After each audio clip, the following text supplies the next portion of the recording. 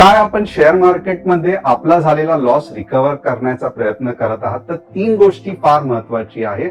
Step number 1, जर आपला loss trading करून झाला आहे तर ह्यावेळी आपल्याला टेक्निकल अनालिसिस शिकणे फार गरजेचं आहे. जर इन्व्हेस्टमेंट करून लॉस झाला आहे तर नक्कीच आपण म्युच्युअल फंड करू शकतात. स्टेप नंबर 2, आपल्याला मनी मॅनेजमेंट नक्की शिकलं पाहिजे.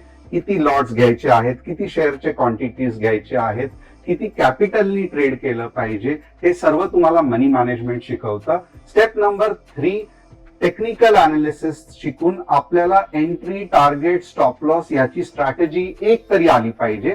आणि ही स्ट्रॅटेजी येणं गरजेचं नाहीये, परत परत ती प्रॅक्टिस करून कॉन्फिडन्स बसला पाहिजे. हे केल्यानंतर देखील लॉस तुम्हाला नक्की होणार. पण शेअर मार्केटमध्ये पैसा जर रिकव्हर करायचा असेल तर तुमचा प्रॉफिट मोठा आणि लॉस छोटा असला पाहिजे, तेव्हाच जाऊन तुमचा लॉस रिकव्हर होऊ शकतो.